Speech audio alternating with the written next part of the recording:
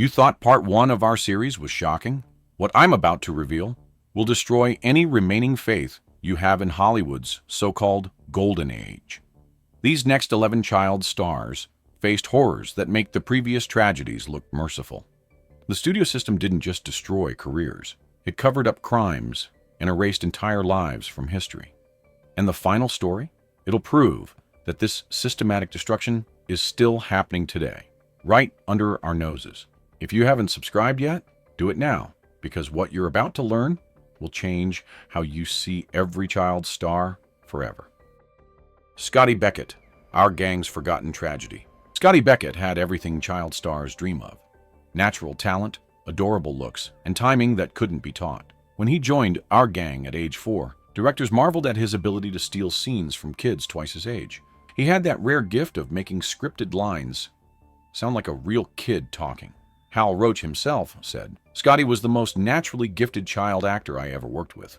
But natural gifts in Hollywood come with unnatural prices." By age 10, Scotty was earning more than most American families. He'd graduated from our gang to Prestige Pictures, acting alongside stars like Cary Grant and Irene Dunn. In King's Row, he played the young Ronald Reagan with such conviction that Reagan himself said, "That kid made me look like an amateur." Directors fought to cast him. His parents bought a mansion in Beverly Hills with his earnings. Then came puberty. Hollywood's grim reaper for child stars struck overnight. Scotty went from cute to awkward, his voice cracking at wrong moments, his face turning angular and ordinary. The phone stopped ringing. At 16, he was yesterday's news, watching kids he'd mentored get the roles that should have been his. The rejection broke something in Scotty that never healed. He started drinking at 17, pills at 18. His parents, who'd grown accustomed to the lifestyle his earnings provided, pushed him to try harder, not understanding that Hollywood had already made its decision. Scotty Beckett was finished. The arrests started in 1948. Impaired driving, passing bad checks, carrying a concealed weapon. Each mugshot showed a man aging in dog years, the boyish charm replaced by hollow eyes and premature lines. He'd get violent when drinking, especially if someone recognized him. "I used to be Scotty Beckett," he'd scream at bartenders who cut him off. "I was in pictures with Cary Grant." His ex-wife later revealed the depth of his paranoia. He was convinced Hollywood had blacklisted him, that there was a conspiracy to keep him from working. On May 8, 1968, a neighbor heard groaning from Scotty's apartment. They found him beaten, bloody, semi-conscious, on his bathroom floor. His face was so swollen, his own father didn't recognize him at the hospital. He lingered for 2 days before passing away at age 38. The official cause was listed as a probable beating followed by an overdose. But who beat him? The case was never solved. Some suspected dealers, others thought it was a bar fight gone wrong. But those who knew Scotty best believed he'd finally picked a fight with someone who didn't care that he used to be famous. Heather O'Rourke, Poltergeist's Stolen Angel. Heather O'Rourke's story reads like a horror movie. But the real terror wasn't the supernatural forces she faced on screen. As little Carol Ann in the Poltergeist trilogy, Heather became the face of childhood innocence under supernatural threat. But the most dangerous situations she faced were all too real. Discovered at age 5 while having lunch with her mother at MGM's commissary, Heather possessed that rare quality casting directors call luminescence, an inner light that cameras couldn't resist. Steven Spielberg himself spotted her and knew immediately she was his Carol Ann. Her audition was essentially just being herself, a precocious little girl with blonde curls and enormous blue eyes who could deliver "They're here" with the perfect mixture of fear and wonder. The first Poltergeist film made Heather an instant star, but it also put her in an industry that had minimal protections for child actors in the early 1980s. Sets were often more concerned with keeping productions on schedule than safeguarding young performers. Between films, Heather's life seemed charmed from the outside. She appeared on talk shows, did magazine photo shoots, and became one of the most recognizable child actors in America. But those who worked closely with her began noticing changes. The bubbly little girl who'd charmed Spielberg was becoming increasingly withdrawn and anxious. By the time production began on Poltergeist 3, Heather was showing signs of severe physical and emotional distress. She'd grown thin and pale, her famous smile appearing forced in publicity photos. She complained frequently of stomach pains and had difficulty eating? On January 31st, 1988, Heather was at home with flu-like symptoms when she suddenly became critically ill. Her stepfather rushed her to the hospital, where doctors discovered she was suffering from a rare condition that had gone undiagnosed for months. Her intestinal tract was severely damaged, leading to toxic shock and cardiac arrest. She passed away during emergency surgery at age 12. The official cause was listed as acute bowel obstruction, complicated by septic shock. But many who knew Heather's story believed her physical breakdown was directly related to the psychological trauma she'd endured. The stress of prolonged suffering can manifest in severe physical symptoms, and Heather's body had essentially shut down under the weight of what she'd been forced to endure. Here's what haunts me about Heather's story. She was just a little girl who wanted to make people happy. Instead, she became another casualty of an industry that values profit over the protection of children. Dominique Dunn, a dynasty cut short. Dominique Dunn seemed destined for greatness. As the youngest daughter of celebrated writer Dominique Dunn, she'd grown up in Hollywood royalty, surrounded by talent and opportunity. Her breakout role as Dana Freeling in Poltergeist showcased not just her natural beauty, but a depth of talent that promised a long, successful career. But Dominique's story became a different kind of horror, one where the monster wasn't supernatural but devastatingly human. Born into privilege, Dominique could have coasted on her family name, but she was determined to earn her success. She studied at Colorado State University before returning to Los Angeles to pursue acting seriously. Her approach was methodical and professional. She took classes, worked with coaches, and slowly built a resume of small but impressive roles. When Spielberg cast her in Poltergeist, it felt like validation of her hard work and talent. The film's success opened doors that money couldn't buy. She landed a starring role in the television series Hill Street Blues and was in talks for several major film projects. At 22, she had everything ahead of her: youth, beauty, talent, connections, and most importantly, the work ethic to make the most of her opportunities. But success in Hollywood often comes with dangerous complications. For Dominique, that complication had a name: John Thomas Sweeney, a chef at the trendy Los Angeles restaurant Ma Maison. Sweeney seemed charming and sophisticated when they first met. He moved in elite circles, cooking for celebrities and industry power players. To a young actress trying to establish herself, he appeared to be the perfect partner. The relationship deteriorated quickly once they moved in together. Sweeney revealed himself to be possessively jealous and increasingly violent.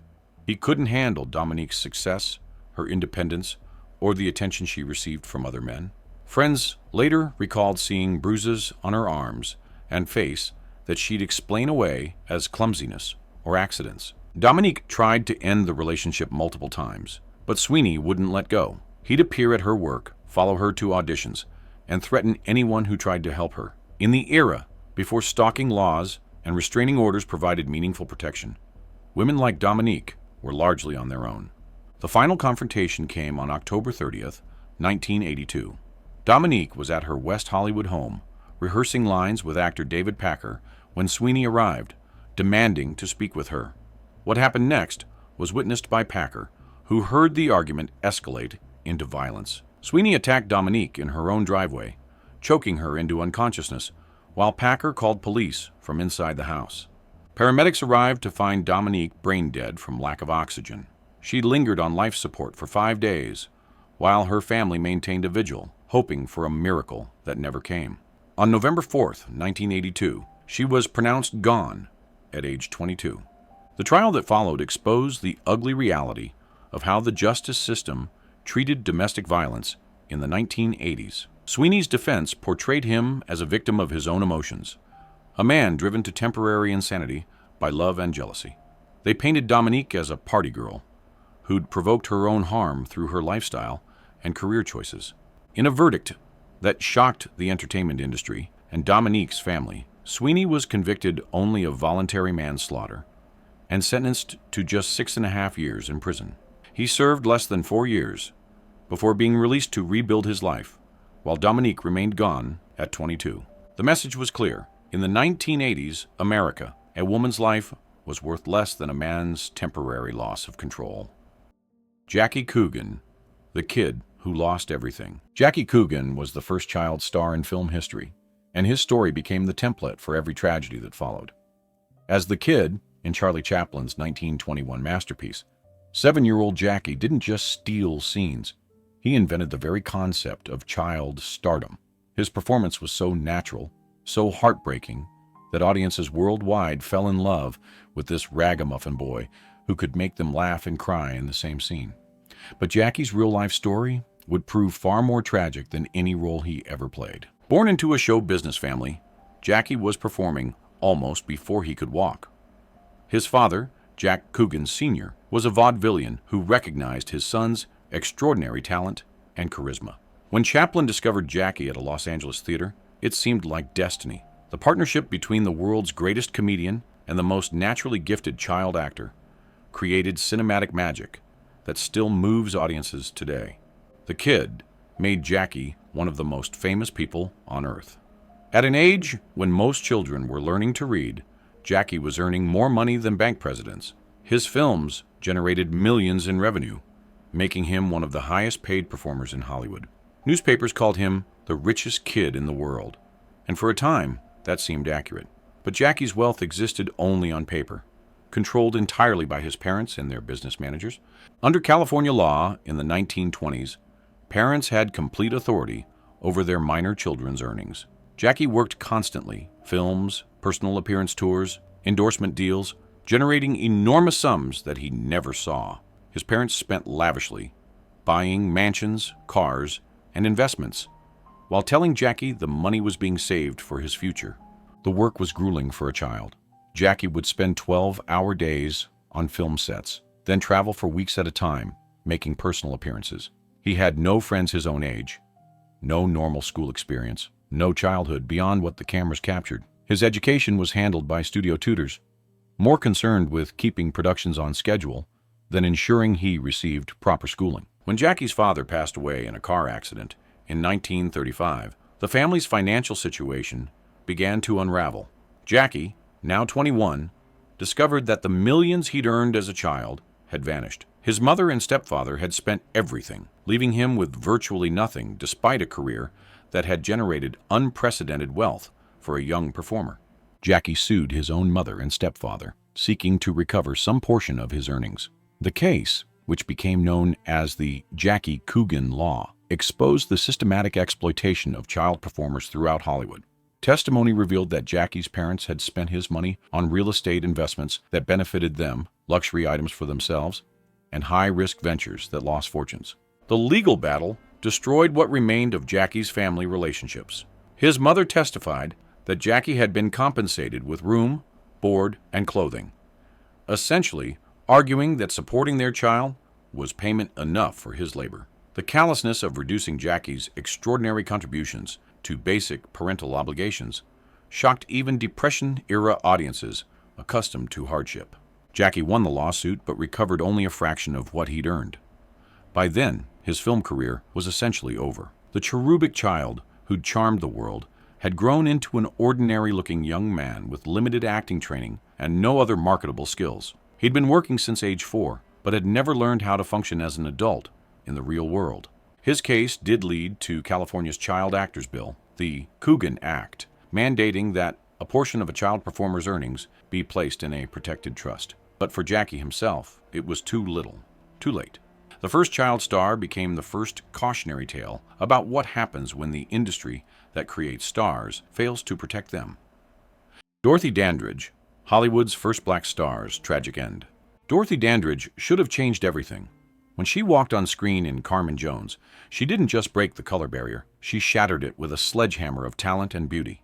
She was the first black woman nominated for Best Actress, the first to grace the cover of Life magazine, the first to integrate the whites-only clubs in Vegas. But being first in Hollywood meant being alone, and that loneliness destroyed her. Born into poverty in Cleveland, Dorothy and her sister Vivian were put to work early by their ambitious mother, Ruby. The Dandridge sisters sang for their supper, literally performing at churches and nightclubs, where a good night meant eating, a bad night meant hunger.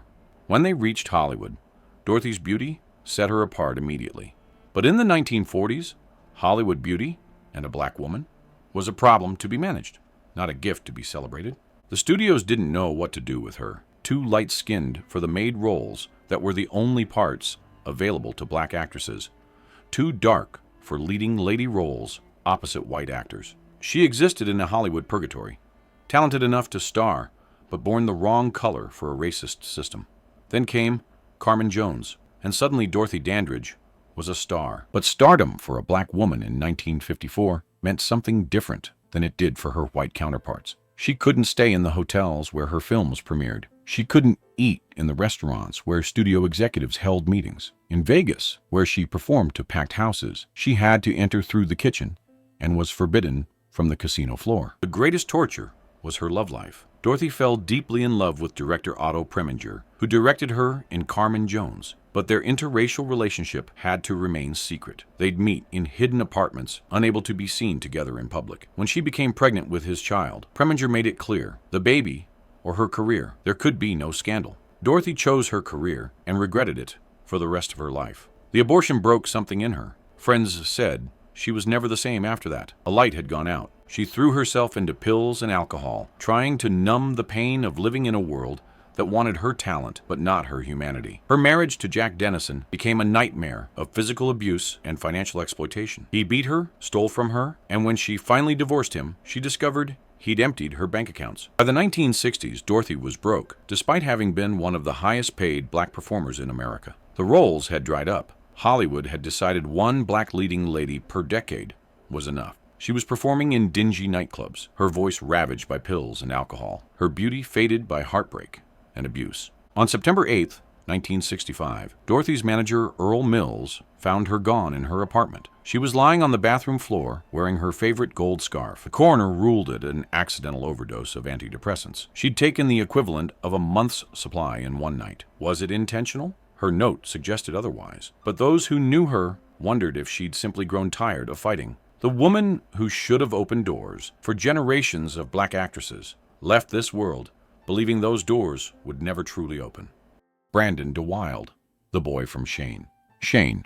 Come back, Shane. That heartbreaking cry from young Joey Starrett echoed across movie theaters in 1953, delivered with such raw emotion by 11-year-old Brandon de Wilde that audiences wept. It became one of cinema's most iconic moments, and it made Brandon a star. But the boy who called for Shane would spend the rest of his short life calling for something he could never find, himself. Brandon wasn't supposed to be in movies at all. His parents were stage actors who looked down on film as inferior. But when George Stevens saw Brandon on Broadway, he knew he'd found his Joey. The boy had something rare, an ability to be completely natural on camera, to make you forget you were watching a performance. Shane transformed Brandon overnight from theater kid to Hollywood sensation. Fan mail arrived by the truckload. He was nominated for an Oscar, the youngest ever at the time. Studios offered contracts worth millions. His parents, seduced by the money, abandoned their theatrical snobbery and signed their son's childhood away. But Brandon never wanted to be a movie star. He wanted to be a serious actor like his parents, to return to the stage where acting was art, not commodity. Instead, he was trapped in Hollywood's machine, forced to play variations of Joey Starrett over and over. Clean-cut American boys, earnest young men, characters as far from his increasingly complex inner life as Shane was from civilization. By his teens, Brandon was drinking heavily, not socially, not recreationally, but with the dedication of someone trying to drown something that wouldn't go away. Friends described him as brilliant but tormented, capable of discussing Shakespeare one moment and starting a bar fight the next. He'd drive his cars at insane speeds, as if trying to outrun the ghost of Joey Starrett. His marriage to Susan Ma seemed to calm him briefly. They had a son, Jesse, and Brandon threw himself into fatherhood with the same intensity he brought to his roles. But the demons always returned. He couldn't shake the feeling that his life had been stolen at 11, that he was living someone else's dream. The work dried up as he aged. Directors who'd fought to cast young Brandon weren't interested in adult Brandon. He wasn't conventionally handsome, wasn't a leading man type. He was a character actor trapped in a child star's shadow. The rejection ate at him. He'd show up to auditions intoxicated, sabotaging his own chances, then rage about Hollywood's unfairness. On July 6th, 1972, Brandon was driving to Denver in a heavy rainstorm. He was scheduled to perform in a play there, back to the theater at last, but he never made it. His van struck a parked truck on the highway. He wasn't wearing a seatbelt, and was thrown from the vehicle. He passed away at 30. The boy who'd called for Shane to come back had finally stopped calling. But Shane, like childhood innocence, never comes back once it's gone. Peggy Entwistle, the Hollywood sign's first victim. Peggy Entwistle came to Hollywood with credentials that should have guaranteed success. She'd conquered Broadway, earning rave reviews, acting alongside legends like Lorette Taylor. Critics called her the next Bette Davis. At 24, she was beautiful, talented, and had that rare quality casting directors called luminescence. She glowed on camera. But Hollywood in 1932 was a different beast than Broadway. The studios wanted contract players they could mold, not established actresses with their own ideas. RKO signed her for one film, 13 Women, a pre-code thriller about a half-Asian woman seeking revenge on her former sorority sisters. Peggy threw herself into the role, believing this was her big break. Then came the screening. Peggy sat in the dark theater, waiting for her scenes, and waiting, and waiting. The film had been butchered in editing, her role reduced to barely a glimpse. Worse, the reviews were savage. One critic wrote, 13 Women should have been called 13 Minutes. That's how long audiences will last before walking out. For Peggy, it was more than a failed film. It was a referendum on her entire life. She'd left Broadway, abandoned a successful stage career, all for this moment. Her uncle later revealed she'd been struggling with devastating personal issues too. A previous marriage she'd hidden from the studios had ended when she discovered her husband was not only still married to someone else, but had been convicted of assault. The scandal, if revealed, would have ended her career before it began. On September 16, 1932, Peggy told her uncle she was going to the drugstore. Instead, she took a long walk up the winding roads to Mount Lee. The Hollywood sign loomed above Los Angeles like a monument to broken dreams. She climbed the workman's ladder behind the letter H. H for Hollywood, H for hope, H for hell. A maintenance worker found her shoe and purse first, then looked down. The cruelest irony came the next morning. A letter arrived at her uncle's house from the Beverly Hills Playhouse.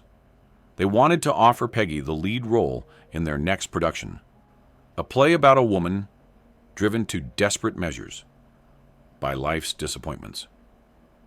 The role she'd been born to play arrived one day too late. Hollywood would remember her not for her talent, but as a cautionary tale. Her ghost is said to haunt the sign that still stands as a monument to both dreams and nightmares. Natalie Wood, the child prodigy, whose final curtain never came down. Natalie Wood's first miracles weren't cinematic illusions. They were the practical magic of a child who could hit her mark, break your heart, and pay a family's bills before most kids memorize long division. She graduated from Miracle on 34th Street to adult stardom with earned grace, the rare child actor who navigated the transition, but not the random cruelties life had in store. When she drowned off Catalina Island in 1981, the official story seemed tidy, the kind of tragic accident fame cannot prevent. Decades later, the tidy edges frayed.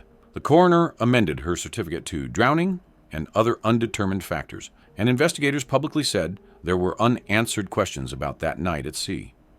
A reminder that celebrity doesn't just make you famous, it makes your endings public property. Wood's life traced a lineage that runs through this whole documentary. Families pushed forward by a child's paychecks.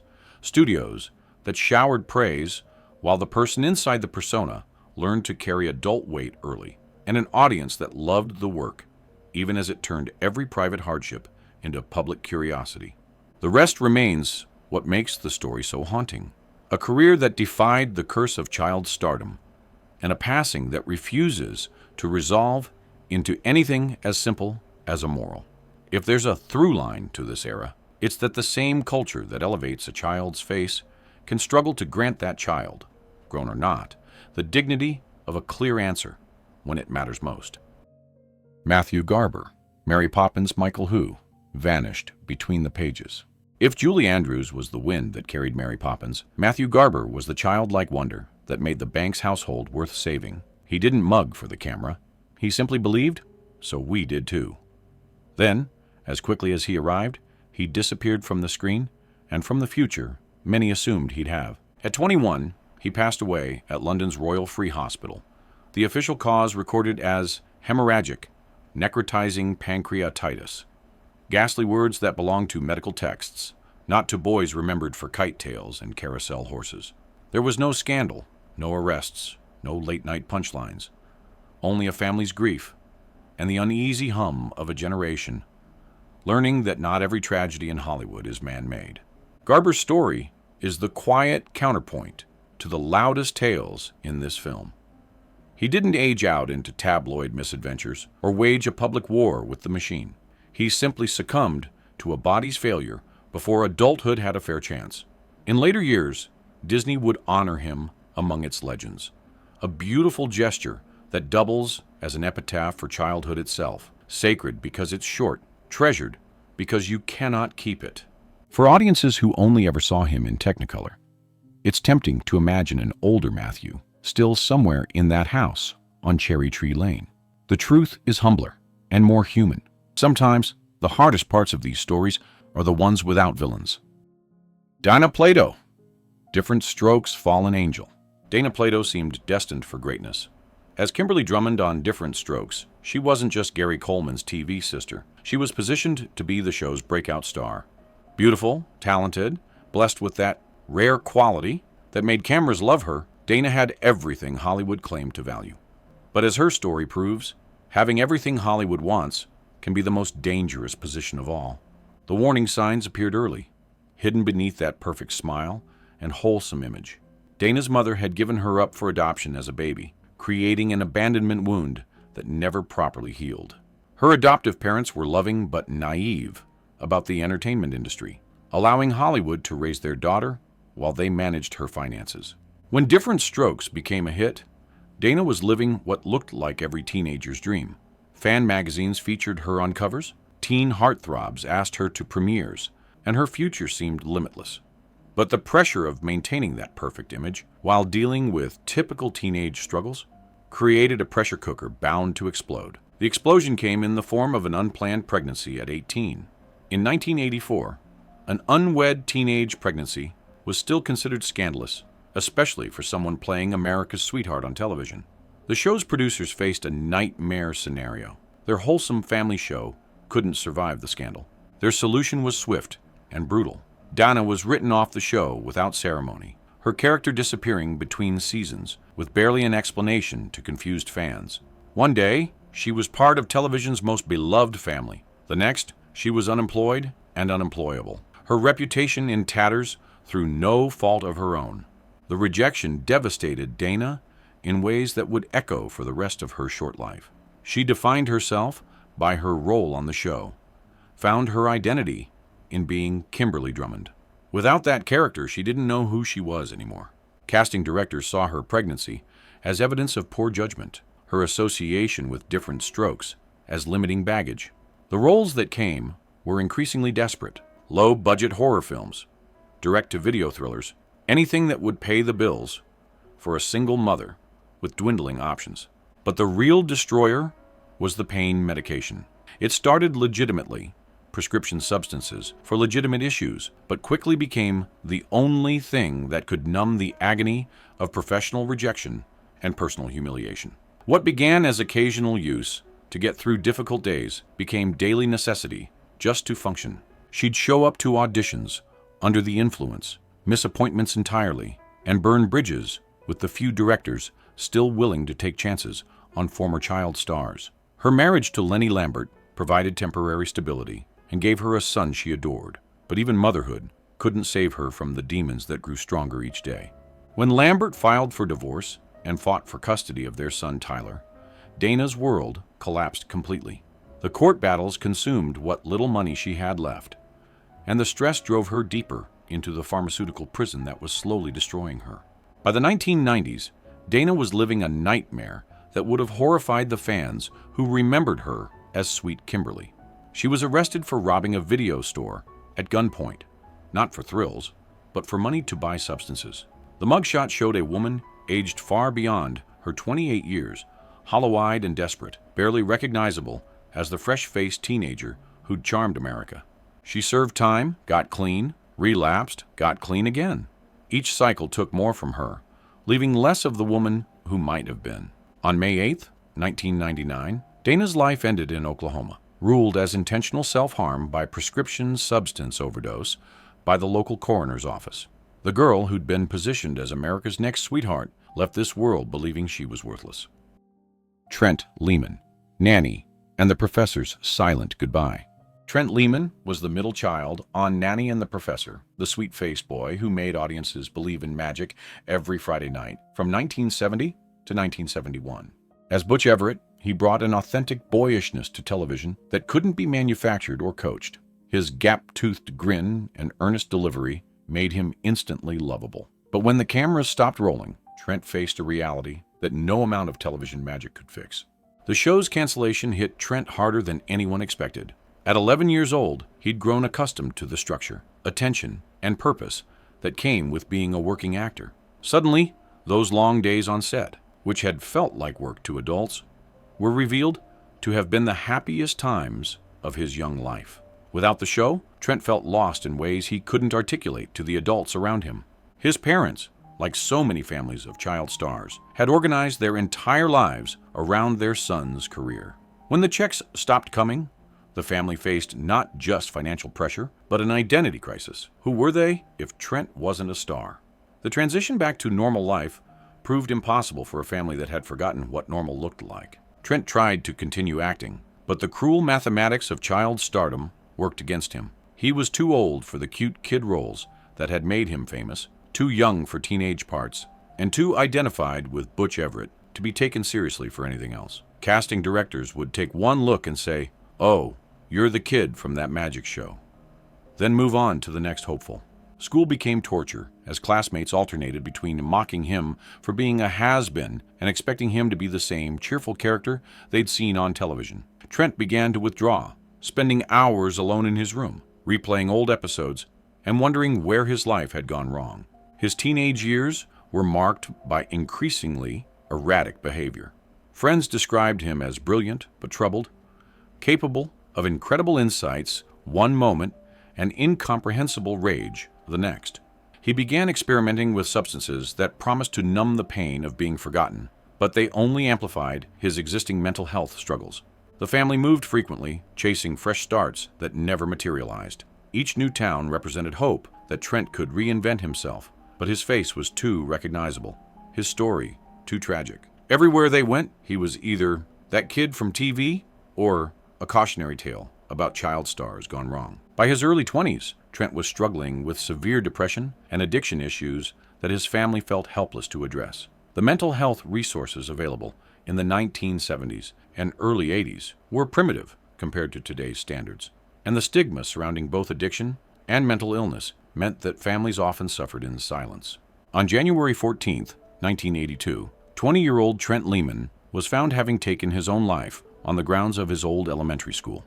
The location wasn't random. It was one of the last places he remembered being truly happy before Hollywood entered his life and changed everything. He'd returned to the scene of his lost childhood, perhaps hoping to find some peace there.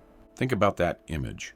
A 20-year-old man returning to his elementary school playground, looking for the happiness he'd lost at 11. If that doesn't break your heart, I don't know what will. The price of dreams. Every single one of these collapses was either caused, enabled, or covered up by the studio system itself. They addicted children to substances, then abandoned them when they couldn't work. They destroyed careers with blacklists based on lies. They stole fortunes through criminal mismanagement. They covered up mysterious circumstances, enabled addictions, and then pretended these people never existed. Bobby Driscoll, innocent, destroyed by studio abandonment. Judy Garland, addicted at age 10 by MGM doctors. River Phoenix, lost to substances that promised relief from impossible pressure. Judith Barcy, silenced forever by domestic violence that the system ignored.